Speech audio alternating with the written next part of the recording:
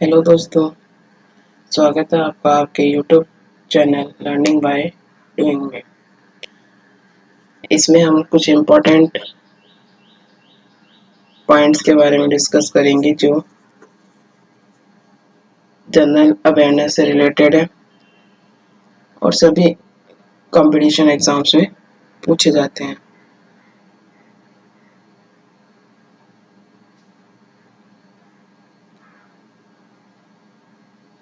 Guys start करते हैं। First question, हाल ही में किस भारतीय प्रौद्योगिकी संस्थान के शोधकर्ताओं ने भारत में कोविड-19 के प्रसार की भविष्यवाणी करने के लिए एक वेब आधारित डैशबोर्ड प्रकृति विकसित किया है? Recently, researcher from which Indian Institute of Technology has developed a web-based dashboard Prakriti to predict the spread of COVID-19 in India. IIT Delhi, IIT Kharagpur, IIT Kanpur, IIT Roorkee एक प्रकृति नामक वेब बेस्ड पोर्टल तैयार किया है जिससे कोविड-19 के बारे में भविष्यवाणी की जा सकती है।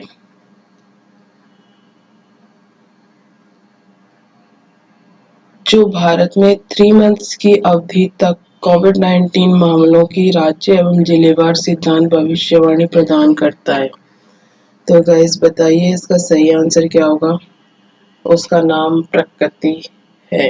डैशबोर्ड प्रकृति वेब बेस्ड है। इसका सही आंसर होगा IIT दिल्ली।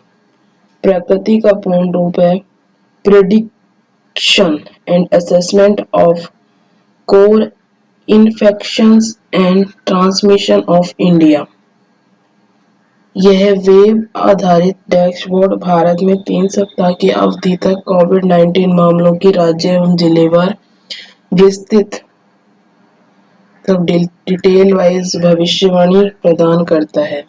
प्रशासनिक हस्तक्षेप, वायरस संक्रमण का संकट, मौसम के पैटर्न में बदलाव के कारण विभिन्न प्रभावों को समायोजित करने के लिए डाटा को साप्ताहिक आधार पर अपडेट करता है।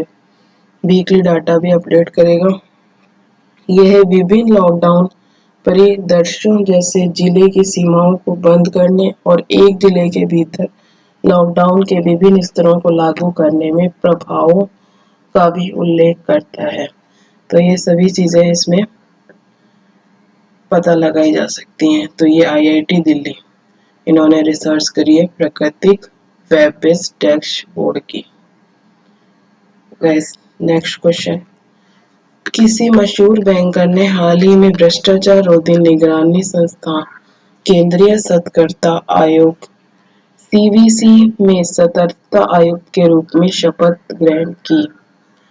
Which famous bankers was recently shown in as Vigilance Commission in the Central Vigilance Commission CVC and Anti-Corruption Watchdog? Option है विजय मूल्य, मीरा सान्याल, सुरेश एन पटेल, विजय सचदेवा।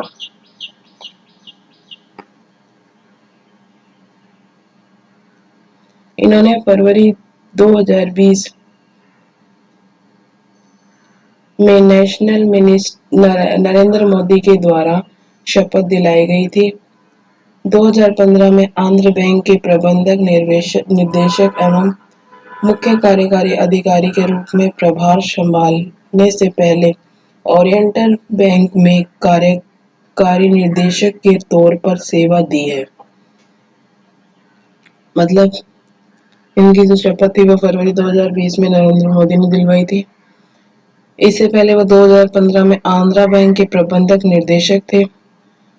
उससे पहले उन्होंने ओरिएंटल बैंक में कार्यकारी निर्देशक के तौर पर सेवा दी है। तो गाइस बताइए इसका सही आंसर क्या होगा? इसका सही आंसर होगा सुरेश एन पटेल। सुरेश एन पटेल को केंद्रीय सतर्कता आयुक्त संजय कोठारी ने वीडियो कॉन्फ्रेंस के जरिए पद की शपथ दिलाई। प्रधानमंत्री नरेंद्र मोदी की अध्यक्षता वाली उच्चाधिकार प्राप्त समिति ने फरवरी 2020 में इस पद के लिए पटेल के नाम की सिफारिश की। पटेल के पास बैंकिंग क्षेत्र में 3 दशक का अनुभव है। उन्होंने साल 2015 में आंध्रा बैंक के प्रबंध निदेशक एवं मुख्य कार्यकारी अधिकारी के रूप में प्रभार संभालने से पहले ओरिएंटल बैंक ऑफ कॉमर्स में कार्यकारी निदेशक के तौर पर सेवा दी थी। नेक्स्ट क्वेश्चन, राष्ट्रीय ताप विद्युत निगम लिमिटेड एनटीपीसी ने लेह और किस शहर के लिए 10 हाइड्रोजन ईंधन शेल आधारित इलेक्ट्रिक बसों और 10 हाइड्रोजन ईंधन शेल आधारित इलेक्ट्रिक कारों के लिए वैश्विक अभिरुचि पत्र आमंत्रित किए हैं। National thermal power corporation limited (NTPC) has invited global interest paper of 10 hydrogen fuel cell-based electric buses and thus 10 hydrogen fuel cell-based electric cars for Leh and which city? Options हैं जयपुर, पटना, लखनऊ, न्यू दिल्ली।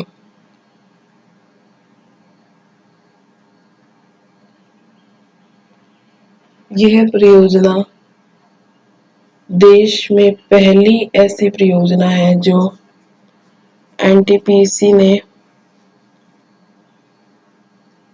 वाहनों की खरीद से संबंधित है। तो बताइए कौन से स्टेट ने यह परियोजना शुरू की है? तो गाइस इसका सही आंसर होगा न्यू दिल्ली। इस परियोजना के हिस्से के रूप में हाइड्रोजन के उत्पादन के लिए नवीनीकरण ऊर्जा का उपयोग तथा इसके भंडारण एवं वितरण की सुविधाएं भी विकसित की जाएंगी। हाइड्रोजन ईंधन शेल आधारित वाहनों की खरीद से संबंधित यह परियोजना देश में अपनी तरह की पहली परियोजना है जिसमें हरित ऊर्जा से लेकर ईंधन सेल वाहन तक का संपूर्ण समाधान विकसित किया जाएगा। हाइड्रोजन से चलने वाले वाहनों को लॉन्च करने का उद्देश्य परिवहन के क्षेत्र में कार्बन उत्सर्जन को कम करना भी है। नेक्स्ट क्वेश्चन, कावेरी जल प्रबंधन प्राधिकरण CWMA को अब आधिकारिक तौर पर किस मंत्रालय के अधीन लाया गया है? The Cauvery Water Management Authority (CWMA) is now officially brought under which minister? Option है जल शक्ति मंत्रालय, minister of water power, Akshay ऊर्जा मंत्रालय, मिनिस्टर ऑफ रिन्यूएबल एनर्जी, जहाजरानी मंत्रालय, मिनिस्टर ऑफ शिपिंग, भू विज्ञान मंत्रालय, ministry of zoology.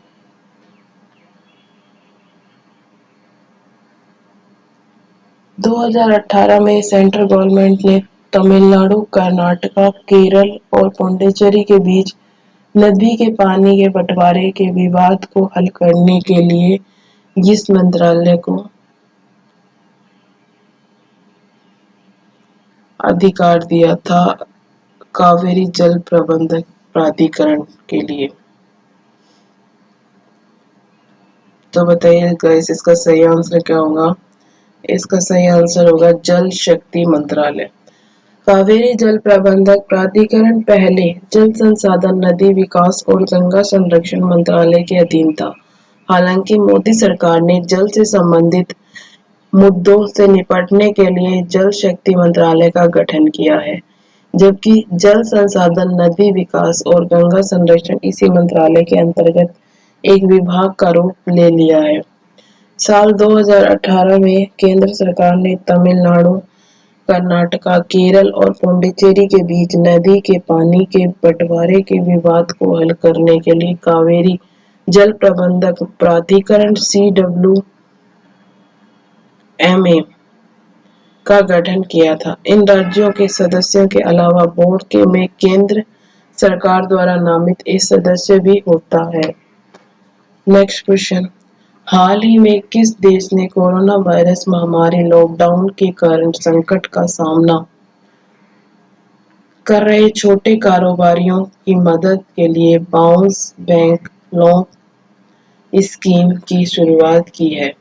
Which country has recently launched a bounce back loan scheme to help small business facing crisis due to coronavirus epidemic lockdown? Options are रूस, Britain, Japan, Nepal.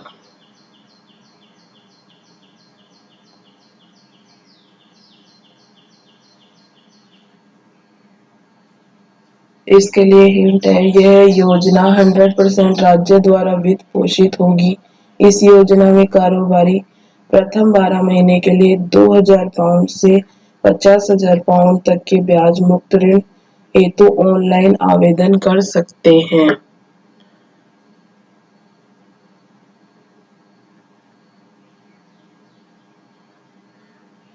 तो guys बताइए इसका सही answer क्या होगा?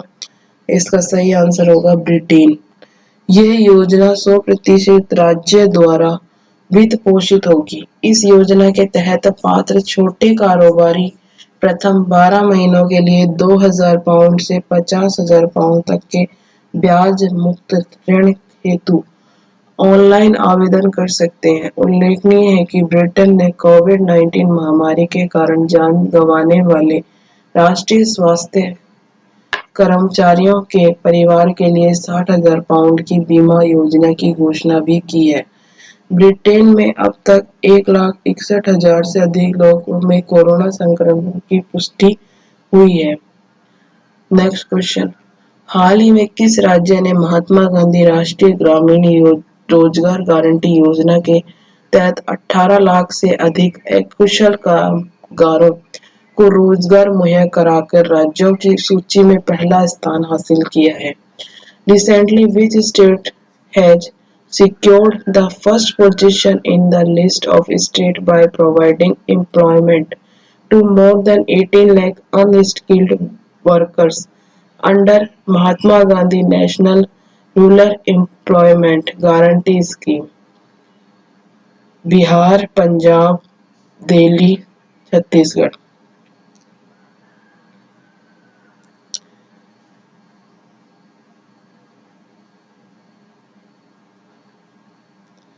हिंट है, केंद्रीय ग्रामीण विकास मंत्रालय के अनुसार देश भर में योजना के तहत लगभग 77.85 लाख कामगार विभिन्न कामों में लगे हैं।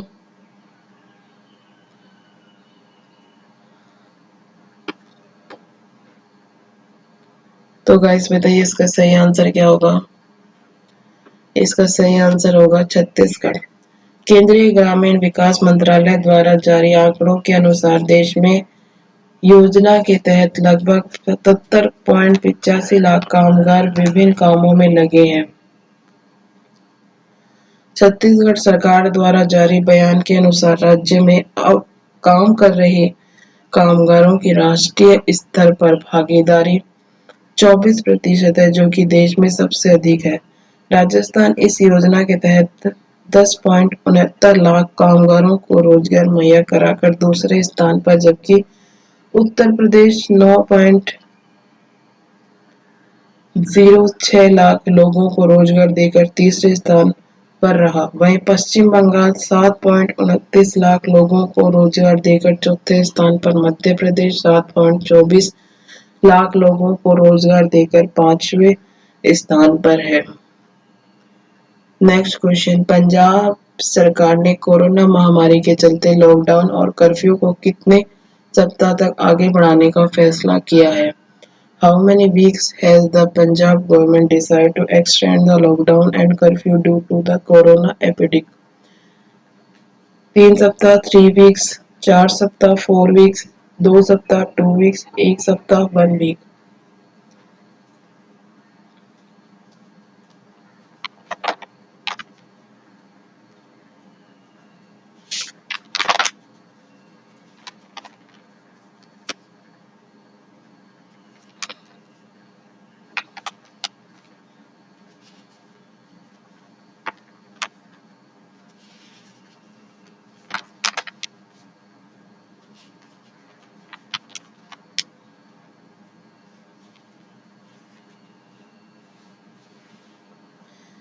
इसके लिए पंजाब के सीएम अमरिंदर सिंह ने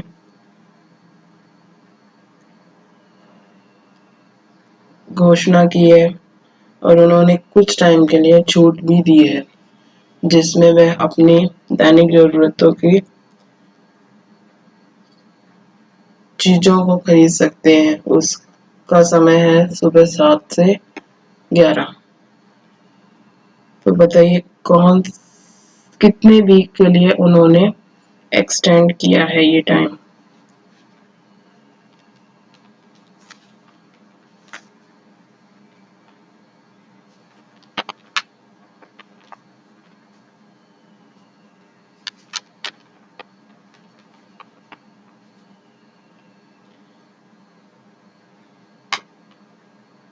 तो गाइस बताइए इसका सही आंसर क्या होगा। इसका सही आंसर होगा 2 वीक, 2 सप्ताह। पंजाब के मुख्यमंत्री कैप्टन अमरिंदर सिंह ने इस घोषणा में करते हुए कहा कि लॉकडाउन के दौरान रोजाना सुबह 7 बजे से 11 बजे तक लोगों को 4 घंटे की छूट दी जाएगी। इस दौरान लोग अपने घरों से बाहर आ सकते हैं और दुकानें खुली रहेंगी। पंजाब लॉकडाउन बढ़ाने वाला पहला राज्य बन गया है। पीएम नरेंद्र मोदी से चर्चा के दौरान कई राज्यों के मुख्यमंत्रियों ने पीएम से लॉकडाउन बढ़ाने की मांग की थी। नेक्स्ट क्वेश्चन, संयुक्त राष्ट्र में भारत का स्थायी प्रतिनिधि हाल ही में किसको नियुक्त किया गया है। वो has been appointed India's permanent representative to the United Nation recently. Rahul Sachdeva, Deepak Mittal, TS Trimurti, Piyush Srivastava. इनकी नियुक्ति 29 अप्रैल 2020 को हुई है। तो गैस बताइए इसका सही आंसर क्या होगा। इसका सही आंसर होगा टीएस त्रिमूर्ति। विदेश मंत्रालय में सचिव टीएस त्रिमूर्ति को 29 अप्रैल 2020 को संयुक्त राष्ट्र में भारत का स्थायी प्रतिनिधि नियुक्त किया गया है। भारतीय विदेश सेवा के 1985 बैच के अधिकारी तिरुमूर्ति न्यूयॉर्क में सैयद अकबरुद्दीन की जगह लेंगे। अकबरुद्दीन कई साल से संयुक्त राष्ट्र में देश के स्थायी प्रतिनिधि हैं और जल्द ही सेवानिवृत्ति होने वाले हैं। केंद्र सरकार ने कहा है कि नई दिल्ली में विदेश मंत्रालय के मुख्यालय में आर्थिक संबंधों के सचिव के रूप में काम कर रहे तिरुमूर्ति को न्यूयॉर्क में संयुक्त राष्ट्र में भारत का स्थायी प्रतिनिधि नियुक्त किया जाएगा। नेक्स्ट क्वेश्चन, बॉलीवुड के दिग्गज अभिनेता ऋषि कपूर 30 अप्रैल 2020 को निधन हो गया। उनका निक नेम क्या था। Bollywood veteran actors Rishi Kapoor died on 30 April 2020. What was his nickname? Chintu, Gullu, Mimi, Titu. इनका जन्म 4 सितंबर 1992 को हुआ था। 1974 में इन्हें फिल्म फेयर पुरस्कार भी मिला है। तो बताइए इसका सही आंसर क्या होगा। इनका निकनेम क्या है। इसका सही आंसर होगा चिंटू। ऋषि कपूर का जन्म 4 सितंबर 1952 को हुआ था। ऋषि कपूर एक भारतीय फिल्म अभिनेता, फिल्म निर्माता और निर्देशक थे।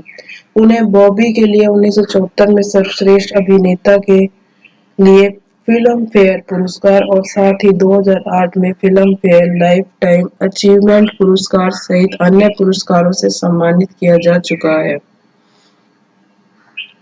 नेक्स्ट क्वेश्चन, हाल ही में किस बैंक ने अमेजन एलेक्सा और गूगल असिस्टेंट पर अपनी वॉइस बैंकिंग बोलकर निर्देश देने वाली सेवा शुरू की है। Which bank has recently launched its voice banking voice directing service on Amazon Alexa and Google Assistant? ICICI bank, SBI bank, Canara bank और पीएनबी बैंक। इस फैसिलिटी में कस्टमर के अकाउंट का बकाया, क्रेडिट कार्ड और अन्य जानकारी प्राप्त हो सकेंगी। यह 27 into 4 7 वर्क करेगा। तो गाइस बताइए इसका सही आंसर क्या होगा। इसका सही आंसर होगा ICICI बैंक। इस बैंक के ग्राहक अपने खाते में बकाया क्रेडिट कार्ड और अन्य जानकारी हासिल कर सकेंगे। अमेजन एलेक्सा और गूगल असिस्टेंट का आर्टिफिशियल इंटेलिजेंस आधारित सॉफ्टवेयर है। मोबाइल फोन, ब्लूटूथ स्पीकर जैसे कई उपकरण इन दोनों सेवाओं पर काम करते हैं। लोग इन सॉफ्टवेयर से काम करने वाले उपकरणों को बोलकर गाना सुनने, समाचार सुनने, उनके दिन भर के कार्यों की सूची बनाने जैसे निर्देश देते हैं। आईसीआईसीआई बैंक ने कहा है कि अपने कृत्रिम मेधा पर आधारित चैटबॉट आईपॉल को अमेजिन, एलेक्सा और गूगल असिस्टेंट के साथ जोड़कर दिया है। इसे अब उससे ग्राहक बोलकर बैंकिंग सेवाओं के निर्देश देख सकेंगे। Next question. एक मोबाइल कोविड-19 नमूना संग्रहक कियोस्क विकसित करने वाला पूर्वोत्तर राज्य का पहला राज्य कौन सा बन गया है? Which state has become the first in the northeastern region to develop a mobile COVID-19 sample collection kiosk? Option है त्रिपुरा, मेघालय, नागालैंड, गोवा।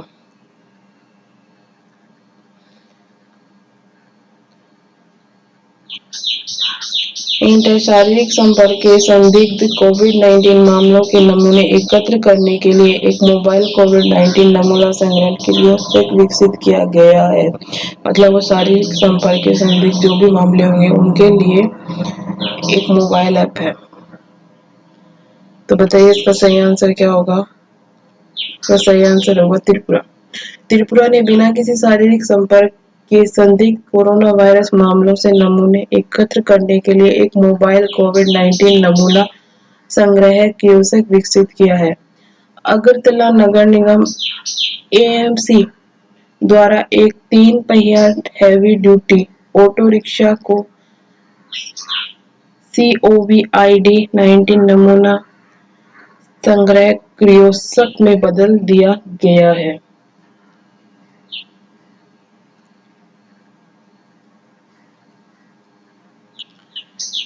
वीडियो अच्छी लगी तो शेयर करना, लाइक करना, सब्सक्राइब करना। Thank you.